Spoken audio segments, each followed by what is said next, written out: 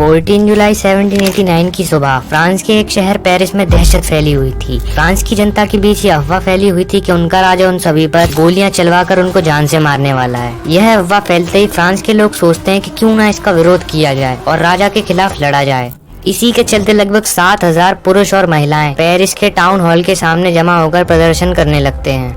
साथ ही में ये सभी लोग मिलकर एक पीपल्स मिलिटिया या कहें तो एक मिलिट्री ग्रुप फॉर्म कर लेते हैं, जिसमें कि फ्रांस की आम जनता शामिल थी। और इसके बाद एक कई 100 लोगों का ग्रुप फ्रांस के ईस्टर्न साइड में आगे बढ़ने लगता है।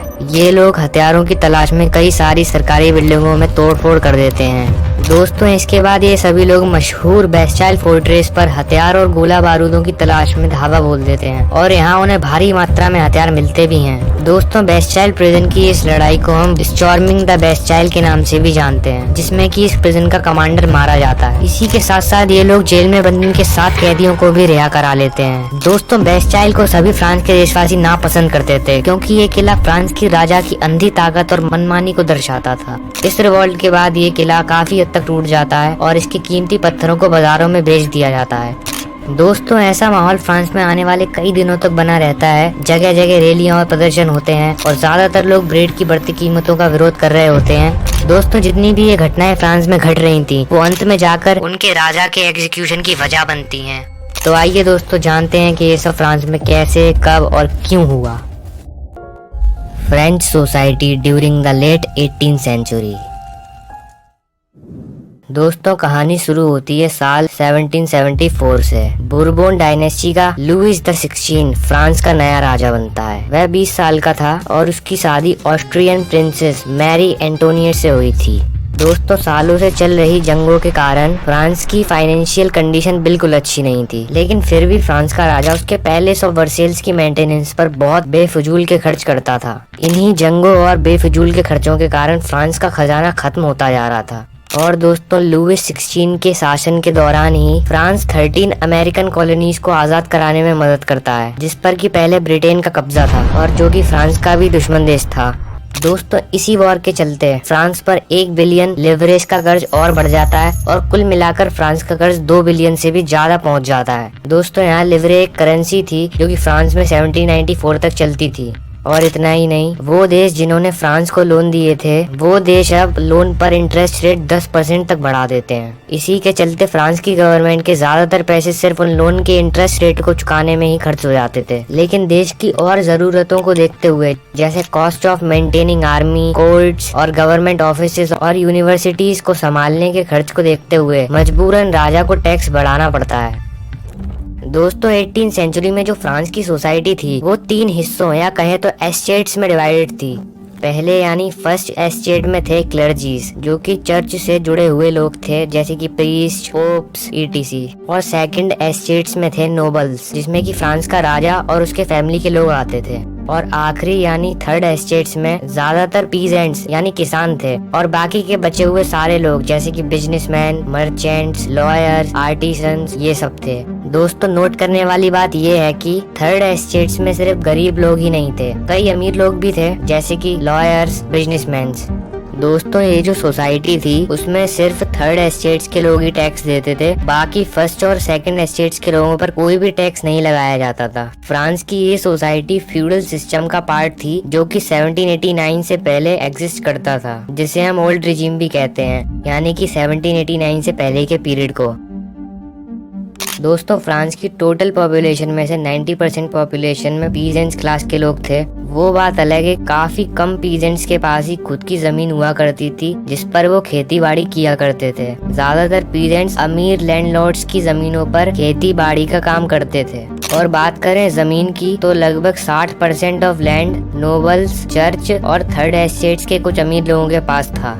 और इतना ही नहीं, जो फर्स्ट और सेकंड एस्टेट्स के लोग थे, उनके पास कई सारे प्रिविलेजेस भी थे, जो कि उन्हें उनके जन्म से ही मिल जाते थे। साथ ही साथ इन दोनों एस्टेट्स के लोगों पर कोई भी टैक्स नहीं लगता था। और जो नोबल्स थे यानी कि सेकंड एस्टेट्स, वो कई तरह की फ्यूडल प्रिविलेजेस को एंजॉय करते थे। ये लोग अपनी जमीनों पर गरीब पीजेंट्स से खेती करवाते थे और उसके बदले उन्हें जो भी फसल होती थी उसका सिर्फ कुछ हिस्सा दे दिया जाता था।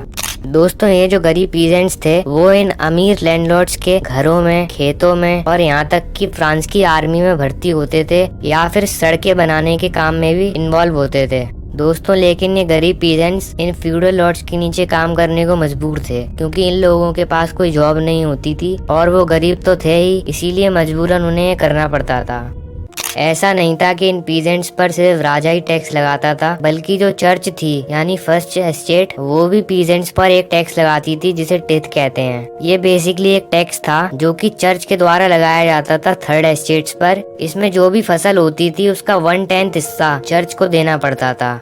और दोस्तों इतना ही नहीं, कई तरह के टैक्सेस भी इन पीजेंट्स पर इनडायरेक्टली लगाए जाते थे, जैसे कि कॉमन सॉल्ट यानी नमक पर और टबाको पर भी। और थर्ड एस्टेट्स के सारे लोगों को राजा यानी स्टेट को भी टैक्स देना होता था, जिसमें कि एक डायरेक्ट टैक्स तेल शामिल था। दोस्तों जितना भी पैसा फ्रांस की सरकार इन टैक्सेस से कमाती थी उसका एक बहुत बड़ा हिस्सा या पूरा भी कह सकते हैं वो पीजेंट्स के द्वारा दिया जाता था।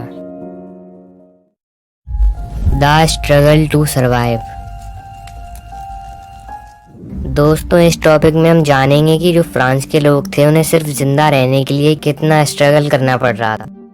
दोस्तों फ्रांस की जो पॉपुलेशन थी वो 1715 में 23 मिलियन थी, जो कि 1789 तक 28 मिलियन तक पहुंच जाती है। इसी बढ़ती पॉपुलेशन के कारण देश के अंदर खाने की भी डिमांड बढ़ने लगती है। जाहिर सी बात है अगर लोग ज्यादा होंगे तो खाने की भी डिमांड ज्यादा ही होगी। लेकिन दोस्तों खाने की डिमांड तो फ्रांस में बहुत थी, लेकिन जो फूड प्रोडक्शन था वो इतना था ही नहीं कि इस डिमांड को मीट कर पाए। इसी के कारण ब्रेड, जो कि फ्रांस की मेन डाइट का हिस्सा थी, उसकी कीमतें आसमान छूने लगती हैं। और इस समय तक ज्यादातर जो फ्रांस के वर्कर्स थे वो फिक्स्ड वेजेस पर दुकानों या वर्कशॉप्स पर काम करते थे। दोस्तों इसी कारण देश में महंगाई तो बढ़ती जा रही थी, लेकिन इन वर्कर्स की सैलरी उतनी ही थी। इन गरीब वर्कर्स की अभी तक सुनने वाला कोई नहीं था। इसी कारण जो अमीर लोग थे वो और अमीर होते गए और जो गरीब थे वो और गरीब। हालात और भी ज्यादा खराब तब हो जाते थे जब कभी भी इन गरीब किसानों को ड्रॉट यानी सूखा और हेल स्टॉर्म जैसी प्रॉब्लम्स का सामना करना पड़ता था, जिसकी वजह से इनकी फसलें काफी हद तक खराब हो जाती थी। दोस्तों इसी के चलते फ्रांस में आ जाती है एक सबसिस्टेंस क्राइसिस, जो कि ओल्ड रेजिम यानी 1789 से पहले होती है। बेसिकली इसका मतलब होता है जब लोगों की बेसिक जरूरतें जैसे कि रोटी, कपड़ा, मकान खतरे में हो और लोगों को सिर्फ जीने के लिए ही बहुत संघर्ष करना पड़े। तो दोस्तों आइए इसे जल्दी से समझ लेते हैं। How subsistence crisis happens. तो दोस्तों ये सब शुरू होता है बैड हार्वेस्ट यानी फसल का अच्छे से ना होना। इसकी वजह से लोगों के बीच खाने की कमी होने लगती है यानी स्कैरसिटी ऑफ ग्रेन्स। और फिर इसी के चलते फूड प्राइसेस बढ़ने लगती हैं क्योंकि खाने की डिमांड तो उतनी होती है, लेकिन बैड हार्वेस्ट यानी फसल के खराब होने की वजह से सप्लाई ठीक से नहीं हो पाती और प्राइसेस बढ़ने लगते हैं। और फिर जो गरीब लोग होते हैं वो फूड जैसे कि ब्रेड नहीं खरीद पाते। इसी के चलते सोसाइटी के अंदर अमीरों और गरीबों के बीच राइट्स यानी दंगे और लड़ाइयाँ होने लगती हैं और खाने की कमी से लोग कमजोर होने लगते हैं। इसी की वजह से लोग बीमार पड़ने लगते हैं और फिर उनकी डेथ हो जाती है। और यहाँ फूड राइट्स के चलते भी लड़ाइयों में लोग अपनी जान गंवा देते हैं। तो दोस्तों अगर इसे ठीक से देखें तो कुल मिलाकर इसमें मर लोग ही रहे होते हैं। तो ये थी वजह इस क्राइसिस की। A growing middle class envisages an end to privileges. दोस्तों अब तक हमने देखा कि कैसे ये गरीब लोग अपनी जिंदगी मुश्किलों से जी रहे थे। इनको कई सारी प्रॉब्लम्स जैसे कि फूड स्कैरसिटी, टैक्सेस और भी बहुत सारी चीजों का सामना करना पड़ रहा था। लेकिन दोस्तों ऐसा बिल्कुल नहीं था कि ये सभी लोग हाथ पर हाथ रखकर बैठे हुए थे। अगर हम देखें तो पीजेंट्स और वर्कर्स वो फूड स्कैरसिटी और इंक्रीजिंग टैक्स के विरोध में रिवॉल्ट किया करते थे, लेकिन ये रिवॉल्ट्स बड़े स्केल पर नहीं किए जा रहे थे, इसीलिए इनकी कोई भी नहीं सुनता था। लेकिन ऐसा कुछ समय तक ही था। दोस्तों थर्ड एस्टेट्स के अंदर ही कुछ लोगों का ग्रुप जो कि एजुकेटेड और ना ही गरीब और ना ही अमीर थे, जिनके पास नए आइडियाज थे, वो सामने आते हैं। दोस्तों ये थी मिडिल क्लास जो कि 18th सेंचुरी में इमर्ज होती है। ये मिडिल क्लास लोग या तो बाहर के देशों से ओवरसीज ट्रेड करके कमाते थे या फिर गुड्स को मैन्युफैक्चर करके, जैसे कि वूलन टेक्सटाइल्स, सिल्क टेक्सटाइल्स, जो कि या तो देश के बाहर एक्सपोर्ट कर दिए जाते थे या फिर फ्रांस के अमीर लोगों द्वारा खरीदे जाते थे। दोस्तों ये लोग मर्चेंट्स और मैन्युफैक्चरर के साथ साथ और भी प्रोफेशंस जैसे कि लॉयर्स, एडमिनिस्ट्रेटिव ऑफिशियल्स यानी सरकारी कामकाज से जुड़े थे। ये सारे लोग पढ़े लिखे यानी कि वेल एजुकेटेड थे और दोस्तों इनका मानना था कि किसी भी लोगों या ग्रुप को सोसाइटी में बर्थ बेस्ड प्रिविलेजेस नहीं मिलनी चाहिए, जैसा कि फर्स्ट और सेकंड एस्टेट्स के लोगों को मिल रही थी। इनका मानना ये था कि किसी भी व्यक्ति का ओहदा या पोजीशन उसके काम और योग्यताओं पर निर्भर होना चाहिए। दोस्तों इन सभी लोगों के आइडियाज एक ऐसी सोसाइटी की ओर इशारा कर रहे थे जिसमें कि सभी के लिए इक्वल अपॉर्चुनिटीज और इक्वल लॉज हों। दोस्तों ये आइडियाज कई सारे फिलोसोफर्स के द्वारा आगे बढ़ाए जाते हैं, जैसे कि जॉन लॉक और जीन जैक रूसो। दोस्तों जॉन लॉक अपनी 2 ट्रीटीज ऑफ गवर्नमेंट में राजा की मनमानी यानी कि मोनोपोली और उसकी एब्सोल्यूट पावर्स का खंडन करते हैं। दोस्तों इसी तरह रूसो भी इसी आइडियाज को आगे बढ़ाते हैं और वो अपनी बुक में लिखते हैं एक ऐसी फॉर्म ऑफ गवर्नमेंट के बारे में जिसमें कि लोगों और सरकार के बीच कुछ रूल्स या कहें तो एक सोशल कॉन्ट्रैक्ट हो। और एक और फिलोसोफर मॉन्टेस्क्यू अपनी book the spirit of the laws में एक पावर डिवीजन का आइडिया बताते हैं जिसमें कि पावर लेजिस्लेटिव, एग्जीक्यूटिव और जुडिशियरी के बीच हो। दोस्तों सेम इसी तरह की गवर्नमेंट का मॉडल यूएसए में लागू किया जाता है उन 13 अमेरिकन कॉलोनीज के इंडिपेंडेंस के बाद, जिसकी बात हमने वीडियो के स्टार्टिंग में करी थी। दोस्तों फ्रांस के अंदर जो पॉलिटिकल थिंकर्स थे वो अमेरिका के इस मॉडल से बड़े प्रभावित होते हैं। इन सभी फिलोसोफर्स के आइडिया पूरे फ्रांस में डिस्कस किए जाते हैं, यहाँ तक कि सैलॉन्स में, कॉफी हाउसेज में, बुक्स और अखबारों में भी। दोस्तों ये आइडियाज कई लोग ओरली उन लोगों को पढ़कर सुनाते थे जो कि लिखना और पढ़ना नहीं जानते थे। दोस्तों अब क्या होता है कि फ्रांस में एक खबर फैलती है कि लुइस 16 बढ़ते हुए खर्चों के चलते टैक्सेस बढ़ाने वाला है। ये खबर सुनते ही लोगों के बीच गुस्सा जाग जाता है और लोग राजा के खिलाफ प्रोटेस्ट करना शुरू कर देते हैं। और इस बार सिर्फ पीजेंट्स ही नहीं बल्कि जो मिडिल क्लास के लोग थे जो कि कुछ ही टाइम पहले इमर्ज हुए थे वो भी इस चीज में हिस्सा लेते हैं और राजा की मनमानी के खिलाफ एक विद्रोह छिड़ जाता है। The outbreak of the revolution. दोस्तों लुइस 16 टैक्सेस को क्यों बढ़ाना चाहता था ये हम पहले ही पढ़ चुके हैं, लेकिन दोस्तों ओल्ड रेजिम यानी 1789 से पहले के फ्रांस में ये नियम था कि फ्रांस का राजा खुद अपनी मनमर्जी से टैक्सेस में कुछ भी चेंजेस नहीं कर सकता है, बल्कि टैक्सेस में चेंजेस लाने के लिए उसको एस्टेट जर्नल की एक मीटिंग बुलानी होगी, तभी आगे जाकर ये डिसीजन पास हो पाएगा। बेसिकली एस्टेट जर्नल एक पॉलिटिकल बॉडी थी फ्रांस में जिसमें कि तीनों एस्टेट्स के लोग अपने अपने रिप्रेजेंटेटिव्स भेजते थे। हालांकि जो किंग था यानी कि लुइस 16 वो अकेले ही डिसाइड कर सकता था कि ये मीटिंग कब बुलानी है। दोस्तों आखिरी बार ये मीटिंग साल 1614 में बुलाई गई थी, उसके बाद से अब तक यानी कि 1789 तक एक भी बार नहीं बुलाई गई थी। 5 मई 1789 को फाइनली लुइस 16 एस्टेट्स जनरल की इस मीटिंग को बुलाता है ताकि वो टैक्स पर न्यू लॉज को पास करवा सके। फर्स्ट और सेकंड एस्टेट्स दोनों ही अपने 300 रिप्रेजेंटेटिव्स भेजते हैं जो कि इस असेंबली हॉल में आमने सामने रोज में बैठे होते हैं, जबकि थर्ड एस्टेट्स के 600 रिप्रेजेंटेटिव बैक साइड में बैठते हैं। इन 600 लोगों में ज्यादातर सभी वेल एजुकेटेड और प्रॉस्परस थे। पीजेंट्स, आर्टिसंस और वुमेन्स को एंट्री नहीं दी गई, लेकिन इन सभी की डिमांड्स को 40,000 पेपर्स पर लिस्ट कर लिया गया था जो कि थर्ड एस्टेट्स के लोग अपने साथ लेकर आए थे। दोस्तों एस्टेट्स जर्नल में जो वोटिंग का तरीका था वो हमेशा से कुछ इस प्रकार था कि हर एस्टेट के पास उसके पूरे का एक सिंगल वोट काउंट होता था, हर इंडिविजुअल लोगों का नहीं बल्कि पूरे एस्टेट का सिर्फ एक सिंगल वोट होता था। इस बार भी लुइस द 16 ने इसी मेथड से कंटिन्यू करने का सोचा, लेकिन थर्ड एस्टेट्स के लोगों की कुछ और ही मांग थी। उनका कहना था कि हर एस्टेट का एक वोट ना होकर हर एक इंडिविजुअल का एक एक वोट काउंट हो। और दोस्तों ये कहीं ना कहीं सही भी था, क्योंकि हमें पता है कि फर्स्ट और सेकंड एस्टेट्स तो मिले जुले ही थे, तो थर्ड एस्टेट का हारना लगभग तय ही होता। इसीलिए थर्ड एस्टेट्स के लोग इस वोटिंग के तरीके का विरोध करने लगते हैं। दोस्तों लोगों की ये मांग फिलोसोफर रूसो की बुक द सोशल कॉन्ट्रैक्ट से प्रभावित होकर उठाई गई थी। दोस्तों लेकिन लुइस द 16 इस मांग को रिजेक्ट कर देता है और फिर थर्ड एस्टेट के सभी मेंबर प्रोटेस्ट करते हुए असेंबली हॉल से बाहर जाने लगते हैं। दोस्तों जो थर्ड एस्टेट्स के रिप्रेजेंटेटिव्स थे वो खुद को पूरे फ्रेंच नेशन के स्पोक्स पर्सन की तरह देखते थे, यानी कि फ्रांस के लोगों की आवाज। इसके बाद 20 जून 1789 को थर्ड एस्टेट्स के ये सारे लोग वर्सेल्स के एक इंडोर टेनिस कोर्ट के हॉल में जाकर जमा हो जाते हैं और खुद को एक नेशनल असेंबली डिक्लेयर कर लेते हैं और साथ ही में मिलकर शपथ लेते हैं कि ये तब तक यहाँ से नहीं हटेंगे जब तक फ्रांस का कॉन्स्टिट्यूशन ना बनाया जाए जो कि राजा की अंधी ताकतों को कम करे। दोस्तों इन सारे लोगों की भीड़ या कहें तो नेशनल असेंबली को लीड कर रहे थे मिराबिऊ और एबीसीएस। दोस्तों वैसे तो मिराबिऊ एक नोबल फैमिली में जन्मे थे, लेकिन वो इस फ्यूडल प्रिविलेज सोसाइटी का विरोध करने का निर्णय लेते हैं। वो अपने साथ एक जर्नल लेकर आते हैं और भाषण देने लगते हैं पूरी भीड़ को जो कि वर्सेल्स के इस हॉल में जमा थी।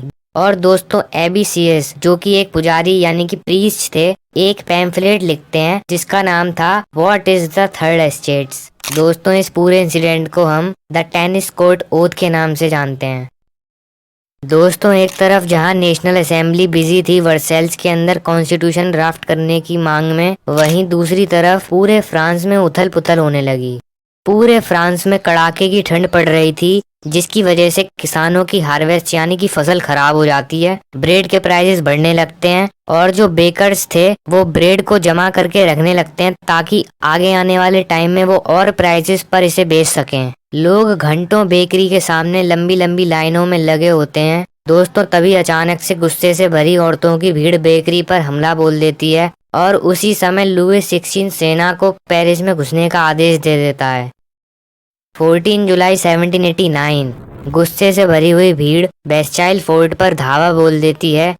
दोस्तों दूसरी तरफ बात करें फ्रांस के कंट्री साइड यानी कस्बों की, तो वहाँ ऐसी अफवाहें फैल रही थी कि जो मेनर्स लॉर्ड यानी सिंपल भाषा में कहें तो बड़े बड़े महलों के ओनर, उन्होंने कुछ डाकुओं को आदेश दे दिया है पीजेंट्स की कच्ची फसल को बर्बाद करने का। ये खबर सुनते ही किसान घबरा जाते हैं और कई जगह ये किसान फाइट बैक करने का सोचते हैं। उन्हें हथियार के जैसा जो भी मिलता है वो उसे उठा लेते हैं, जैसे कि होस, पिचफॉर्क्स, और इन बड़े बड़े लॉर्ड्स के महलों पर हमला बोल देते हैं, जिन महलों को हम चैटॉक्स भी बोलते हैं।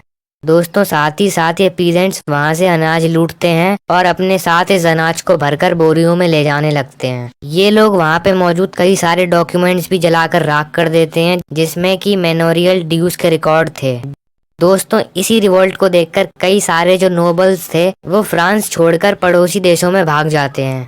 दोस्तों इतना सब होने के बाद फाइनली लुइस 16 राजी हो जाता है। वो अब नेशनल असेंबली जो कि थर्ड एस्टेट्स के रिप्रेजेंटेटिव्स ने बनाई थी उसको रिकॉग्निशन दे देता है और एक्सेप्ट कर लेता है कि उसकी पावर अब एक कॉन्स्टिट्यूशन के तहत तय होगी।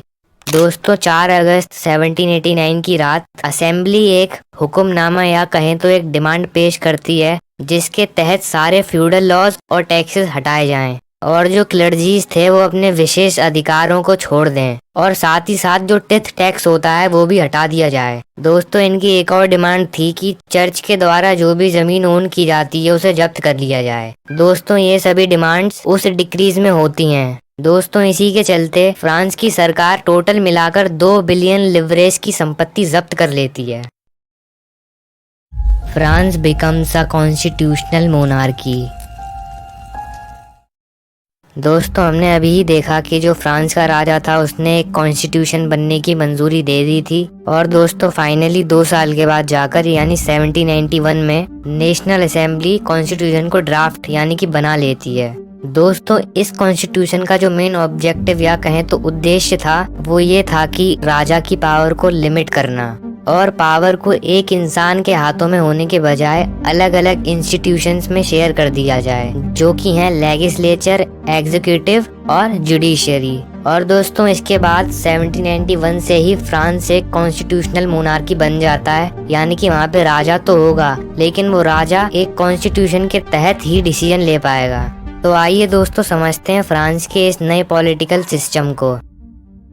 तो पहले हम देखते हैं लेजिस्लेचर जिसमें कि नेशनल असेंबली के 745 मेंबर्स आते हैं और इन मेंबर्स को चुनते हैं ये इलेक्टर्स, जिसमें कि 50,000 मेंस हैं। ये इलेक्टर्स ही वोट करके इन 745 मेंबर्स को चुनते हैं। और अगर बात करें इन 50,000 इलेक्टर्स की, तो इनको चुना जाता है फ्रांस के आम लोगों के द्वारा। कुछ इस तरह फ्रांस के सिटीजन्स को 2 भागों में डिवाइड कर दिया गया था, एक्टिव सिटीजन्स और पैसिव सिटीजन्स। केवल एक्टिव सिटीजन्स को ही वोटिंग करने का अधिकार था, और वो भी सिर्फ मेंस को, और ऐसे मेंस को जो कि 25 साल से ऊपर के हों और वो उतना टैक्स भर रहे हों जितना कि कोई लेबरर 3 दिन में कमाता हो। लगभग 28 मिलियन की पॉपुलेशन में से 4 मिलियन मेंस एक्टिव सिटीजन्स थे। और दोस्तों, जो पैसिव सिटीजन्स थे उनको कोई वोटिंग राइट नहीं था। और पैसिव सिटीजन्स में लगभग 3 मिलियन वुमेन्स, मेंस जो कि टैक्स नहीं भरते थे, चिल्ड्रंस और 25 साल से नीचे वाले लोग आते थे। दोस्तों, अब देखते हैं एग्जीक्यूटिव, जिसमें कि किंग और उसके मिनिस्टर्स थे। दोस्तों, एग्जीक्यूटिव या कहें तो राजा को कंट्रोल किया जाता था लेजिस्लेचर के द्वारा, लेकिन राजा के पास भी एक डिसीजन पावर थी, जिससे वो किसी भी डिसीजन को सिंगल हैंडेडली ही चेंज कर सकता था। इस पावर का नाम है वीटो पावर। इस वीटो पावर से राजा किसी भी डिसीजन को रोक या पास करा सकता है अपनी ही इच्छा से, लेकिन कुछ शर्तों और नियमों के साथ। और अंत में हम देखते हैं जुडिशियरी को। इसमें होते हैं जजेस, जो कि एक्टिव सिटीजन्स के द्वारा वोट करके चुने जाते हैं। तो दोस्तों, आइए इसको समराइज कर लेते हैं। लेजिस्लेचर में है नेशनल असेंबली, जिसमें है 745 मेंबर, जो कि इलेक्ट किए जाते हैं 50,000 मैन के द्वारा। और इन 50,000 मैन को इलेक्ट करते हैं ये 4 मिलियन एक्टिव सिटीजन्स। और किंग और मिनिस्टर्स को कंट्रोल किया जाता है नेशनल असेंबली के द्वारा। और फाइनली जुडिशियरी के जजेस को भी इलेक्ट किया जाता है एक्टिव सिटीजन्स के द्वारा। दोस्तों, यहाँ नोट करने वाली बात यह है कि अगर किसी भी इलेक्टर को आगे नेशनल असेंबली में क्वालिफाई करना है तो उन्हें अच्छी खासी अमाउंट में टैक्स भरना पड़ेगा। मतलब कि वो लोग हाई टैक्स पेयर्स होने चाहिए देश के। दोस्तों, फ्रांस का कॉन्स्टिट्यूशन स्टार्ट होता है rights of man and citizens की डिक्लेरेशन के साथ, जैसे कि right to life, right of speech, freedom of opinion, equality before law. ये वो राइट्स हैं जो कि नेचुरल राइट्स हैं, जो कि हर इंसान को उसके जन्म से ही होते हैं और कोई भी इसे उससे छीन नहीं सकता है। और दोस्तों, साथ ही साथ राजा की ये ड्यूटी है कि वो सिटीजन्स के इन सारे नेचुरल राइट्स की रक्षा करे। France abolishes monarchy and become a republic। दोस्तों, अभी हमने देखा था कि फ्रांस एक कॉन्स्टिट्यूशनल मोनार्की बन चुका है, और अब देखने पर लग रहा है कि फ्रांस में सब ठीक हो गया है, लेकिन अफसोस ऐसा नहीं था। दोस्तों, वैसे तो लुइस 16 ने कॉन्स्टिट्यूशन को साइन कर दिया था और उसे मानने से भी सहमत हो गया था, लेकिन अंदर ही अंदर उसको पता था कि उसकी पावर अब बहुत कम हो चुकी है। वो अपनी पुरानी ताकत और शानो शौकत को दोबारा पाना चाहता था। दोस्तों, इसी के चलते लुइस 16 फ्रांस के पड़ोसी देश प्रशिया के राजा के साथ बातचीत करता है और सीक्रेटली डिस्कस करता है कि क्या फ्रांस में सब कुछ पहले जैसा हो सकता है या नहीं।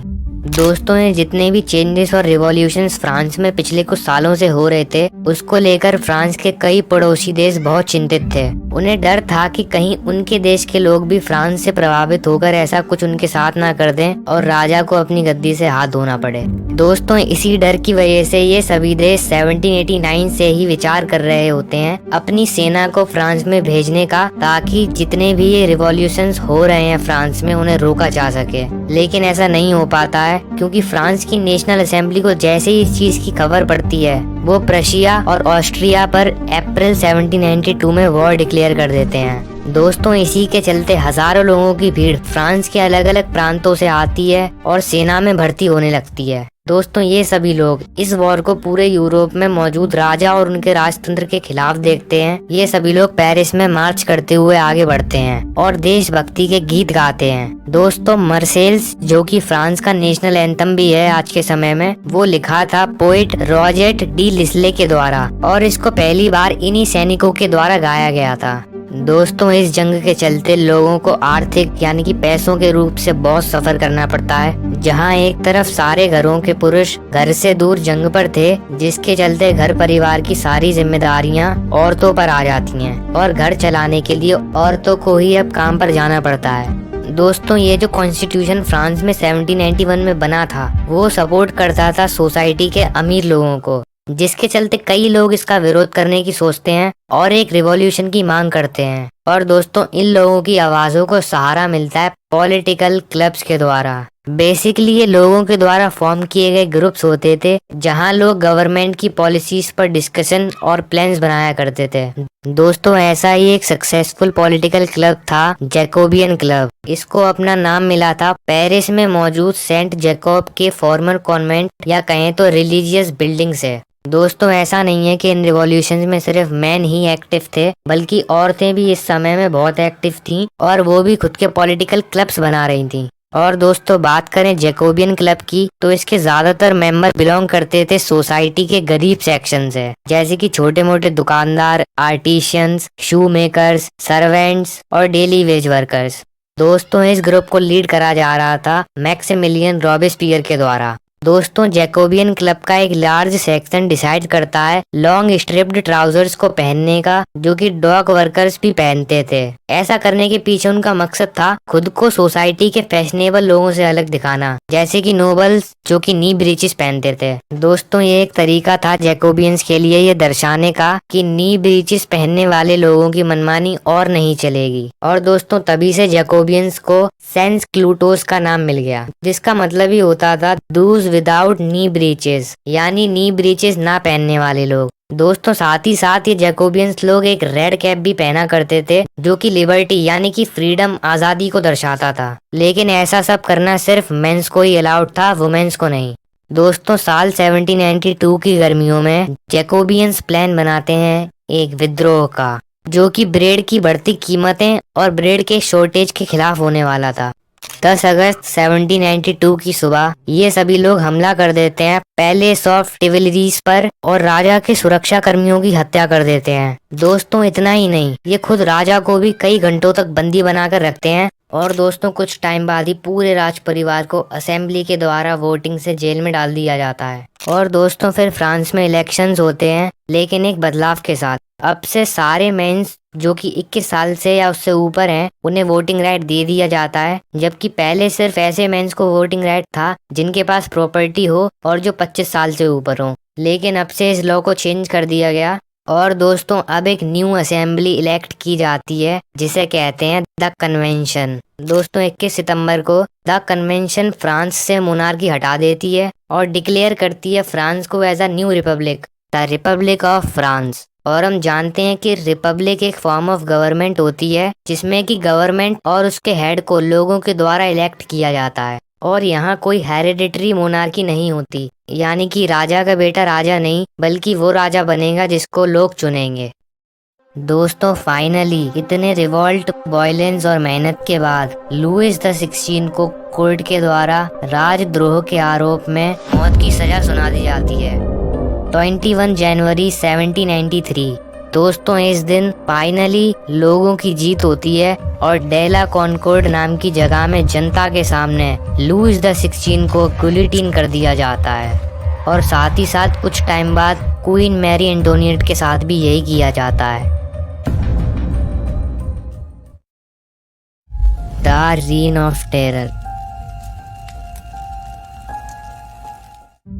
दोस्तों 1793 से लेकर 1794 के पीरियड को रेन ऑफ टेरर के नाम से जाना जाता है। लुइस द 16 के मरने के बाद अब फ्रांस की सत्ता में पावर में आता है रॉबेस्पियर, जो कि जैकोबियन क्लब का लीडर था। दोस्तों जो रॉबेस्पियर था वो बड़ी ही सख्त और हार्श पॉलिसीज को अपनाता था पनिशमेंट्स को लेकर। उसे अगर जरा सा भी लगता या शक होता कोई उसका या फ्रांस का दुश्मन है, फिर चाहे वो नोबल हो, क्लर्जी हो या फिर किसी पॉलिटिकल पार्टी या इवन उसकी खुद की पार्टी का हो, जो भी उसकी बात नहीं मानता था उसको वो जेल में डलवा दिया करता था। और फिर अगर कोर्ट उसको अपराधी घोषित कर देता तो उसको गुलिटीन से एग्जीक्यूट कर दिया जाता था। दोस्तों गुलिटीन एक डिवाइस थी जिसमें कि 2 पोल्स और एक ब्लेड होता था। इसको इन्वेंट किया था डॉक्टर गुलिटीन ने और उन्हीं के नाम पे इसका नाम रखा गया। दोस्तों अब क्या होता है कि रॉबेस्पियर की सरकार एक कानून पास करती है मैक्सिमम प्राइसेस और वेजेस पर। सिंपल भाषा में कहें तो चीजों की कीमतों और सैलरी पर एक लिमिट लगा दी गई थी, यानी कि किसी चीज पर मैक्सिमम प्राइस क्या होगी वो इस लॉ के हिसाब से तय किया जाएगा। इसी के साथ साथ गवर्नमेंट मीट और ब्रेड को लोगों में राशन कर रही थी। पीजेंट्स को जबरदस्ती फोर्स किया जा रहा था उनके ग्रेन्स को फिक्स प्राइस पर शहरों में बेचने के लिए, जिसकी प्राइस गवर्नमेंट तय कर रही थी। यहाँ तक कि रॉबिस्पियर ने एक्सपेंसिव व्हाइट फ्लावर के यूज पर भी रोक लगा दी थी और सभी फ्रांस के सिटीजन्स को सिर्फ पेन डी इगीलाइट यानी कि इक्वालिटी ब्रेड खाने को अलाउ करा, ताकि सभी एक ही आटे से बनी ब्रेड खाएं। दोस्तों इतना ही नहीं, यहाँ तक कि लोगों के शब्दों पर भी इक्वालिटी ला दी गई थी। अब से ट्रेडिशनल शब्द मॉन्सियर यानी कि सर और मैडम यानी कि मैडम, उसकी जगह सभी फ्रांस के मैन और वुमेन्स को सिटोयेन और सिटोयेनी यानी सिटीजन्स बोलने का आदेश दिया गया। जितने भी चर्चेस थे उनको शट डाउन कर दिया गया और उनको ऑफिसेज या मिलिट्री के लिए यूज किया जाने लगा। दोस्तों रॉबिस्पियर अपनी पॉलिसीज को लगातार बिना रोके आगे बढ़ाया जा रहा था। अब होता यह है कि उसके जो सपोर्टर्स थे वो भी उससे परेशान हो जाते हैं। सभी लोगों में उसके खिलाफ एक गुस्सा भरा हुआ था और फिर फाइनली जुलाई 1794 में कोर्ट द्वारा उसको अपराधी घोषित कर दिया जाता है और फिर बाद में उसको भी गुलिटीन से एग्जीक्यूट कर दिया जाता है। तो दोस्तों ऐसे एंड होता है मैक्सिमिलियन रॉबिस्पियर का। A directory rules France।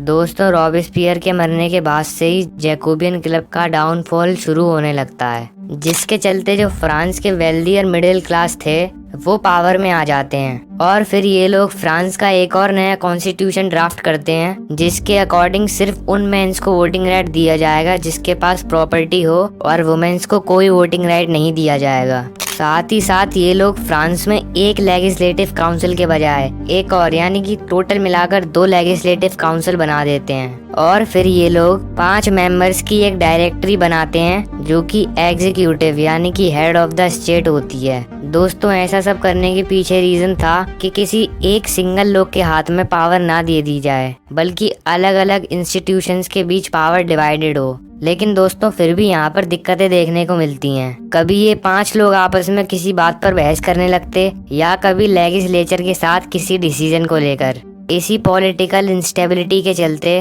हमें राइज देखने को मिलती है एक मिलिट्री डिक्टेटर नेपोलियन बोनापार्टे की।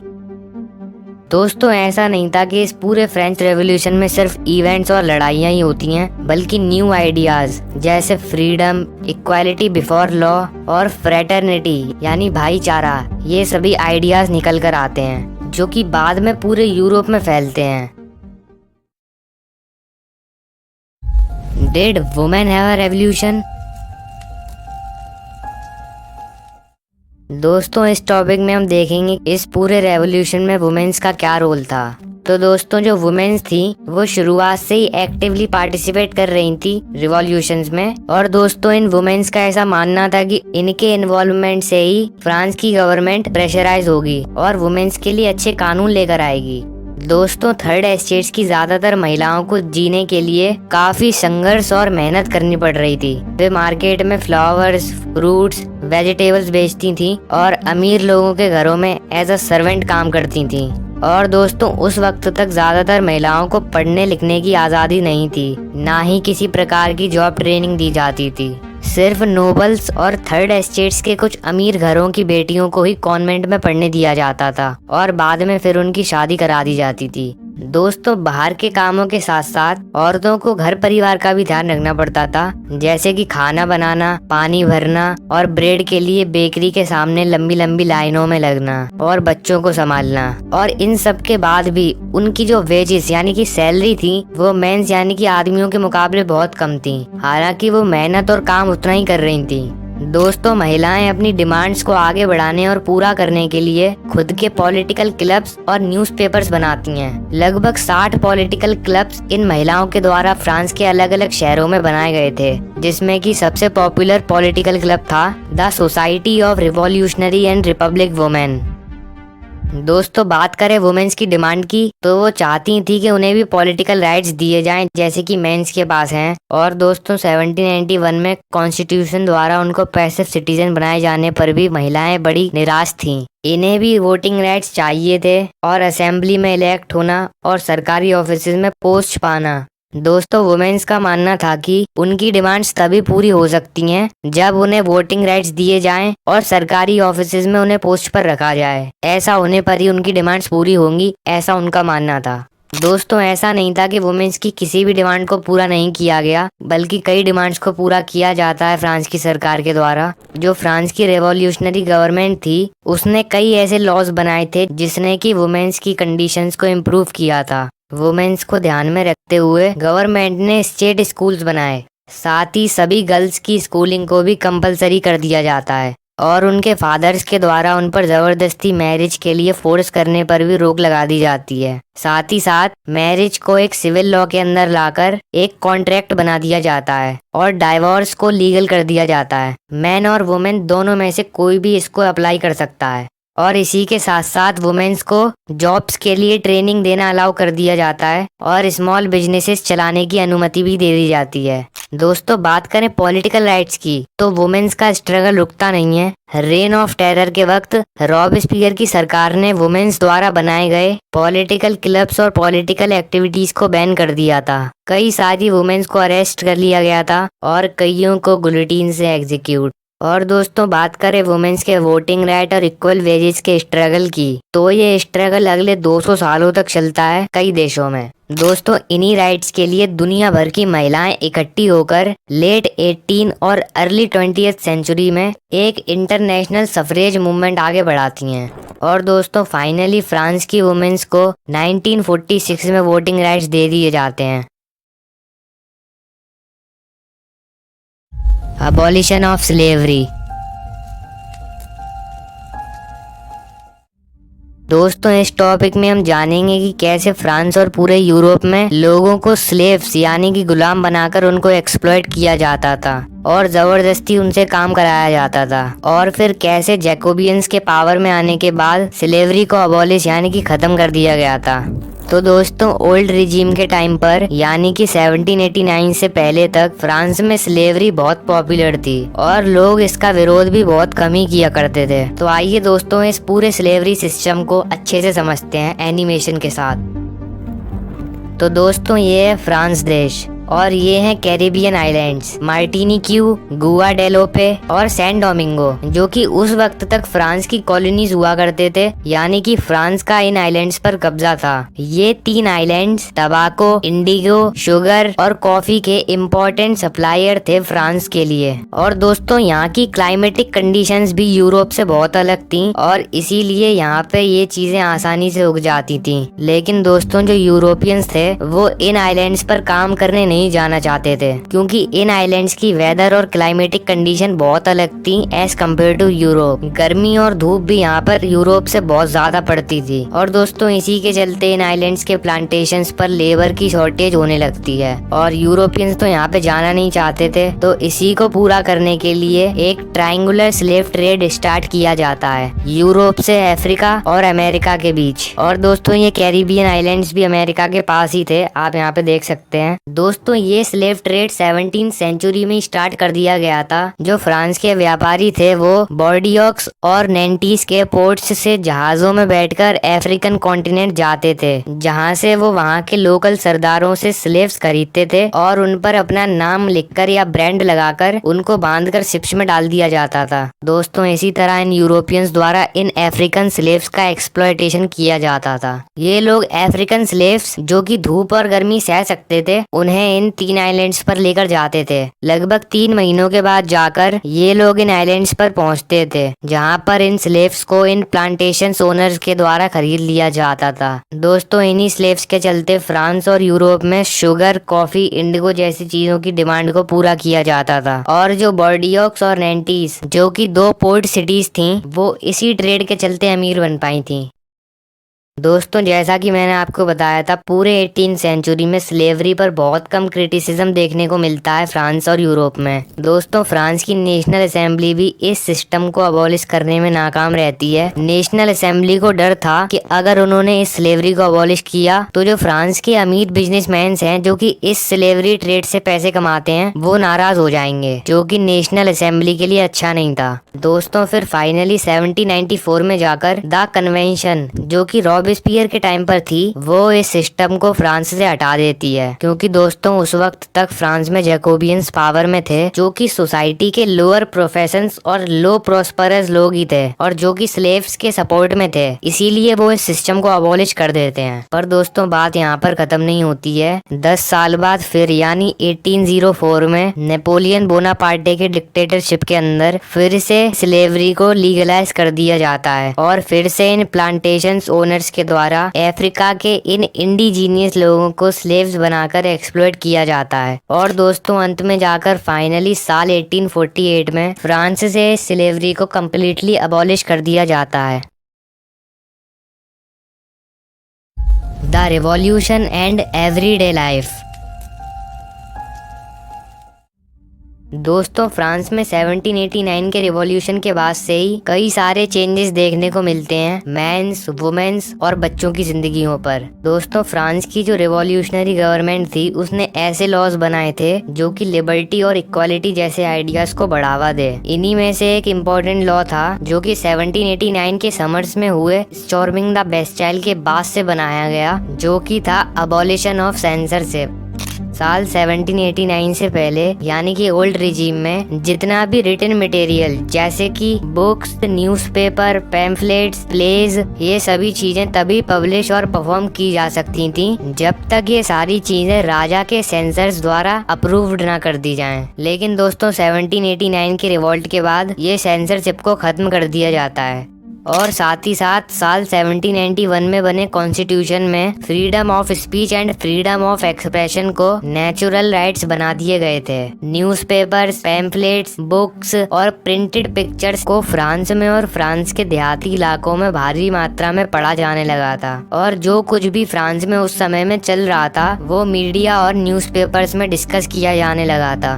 दोस्तों फ्रीडम ऑफ प्रेस यानी क्या प्रिंट होना चाहिए और क्या नहीं, इस फ्रीडम का मतलब ये भी था कि रिवॉल्यूशंस और जितने भी इवेंट्स हो रहे थे उनकी दोनों अच्छी और बुरी साइड दिखाई जाएं, जो कि इसके पहले तक नहीं होता था। हर टाइप के लोग जैसे कि जो राजा को सपोर्ट करते थे और जो राजा को सपोर्ट नहीं करते थे वो एक दूसरे को प्रिंट के जरिए कन्विंस करते हैं या कहें तो अपने अपने पक्ष रखते हैं एक दूसरे के सामने। दोस्तों प्लेज, सॉन्ग्स और फेस्टिव प्रोसेशंस भारी मात्रा में लोगों को अट्रैक्ट किया करते थे। इसी के चलते जो लोग पढ़े लिखे नहीं भी थे वो भी अब लिबर्टी और जस्टिस जैसे आइडियाज को समझ पा रहे थे। कंक्लूजन। दोस्तों अब आते हैं फाइनल कंक्लूजन पर। साल 1804 में नेपोलियन बोनापार्टे खुद को फ्रांस का एम्परर घोषित कर देता है और फ्रांस के कई पड़ोसी देशों पर हमला कर देता है ताकि फ्रांस की बाउंड्रीज का एक्सपेंशन हो सके और उन देशों में मौजूद पुरानी डायनेस्टीज को हटाकर नए किंगडम्स बना देता है। दोस्तों नेपोलियन को मॉडर्नाइजर यानी कि यूरोप को मॉडर्नाइज करने वाला भी कहा जाता है। वो कई तरीके के लॉज और चेंजेस फ्रांस में लेकर आता है, जैसे कि लोगों की प्राइवेट प्रॉपर्टी को प्रोटेक्ट करने का लॉ और साथ ही साथ एक यूनिफॉर्म सिस्टम लेकर आता है वेट्स एंड मेजर्स का, जो कि डेसिमल सिस्टम पर बेस्ड थे। दोस्तों शुरुआत में तो लोग नेपोलियन को एक लिबरेटर यानी कि फ्रीडम देने वाला समझते हैं। दोस्तों फिर नेपोलियन और उसकी आर्मी जगह जगह इन्वेजन करना शुरू कर देते हैं और दोस्तों फाइनली 1815 में बैटल ऑफ वाटरलू में नेपोलियन हार जाता है। दोस्तों नेपोलियन के जाने के बाद भी यूरोप की कई जगहों पर उसके मॉडर्न लॉज और लिबर्टी के आइडियाज का इम्पैक्ट देखने को मिलता है। दोस्तों फ्रेंच रेवोल्यूशन से ही लिबर्टी और डेमोक्रेटिक राइट जैसे आइडियाज का जन्म हुआ था और फ्रांस से ही ये आइडियाज पूरे यूरोप में फैले थे 19th सेंचुरी के वक्त। और दोस्तों इन्हीं आइडियाज के चलते यूरोप के दूसरे देशों से फ्यूडल सिस्टम जैसे कानूनों का अबॉलिशन देखने को मिलता है। दोस्तों यही आइडियाज थे जिसकी वजह से हमें आज नेशन स्टेट जैसी चीजें देखने को मिलती हैं। दोस्तों ये चीजें सिर्फ यूरोप ही नहीं बल्कि कई इंडियंस को भी इन्फ्लुएंस करती हैं। टीपू सुल्तान और राम मोहन रॉय एग्जाम्पल्स हैं ऐसे इंडियंस का जिन्होंने इन आइडियाज से प्रेरणा ली। तो इसी के साथ दोस्तों खत्म होता है हमारा द फ्रेंच रेवोल्यूशन। मिलते हैं एक और नई वीडियो में किसी और चैप्टर के साथ। धन्यवाद।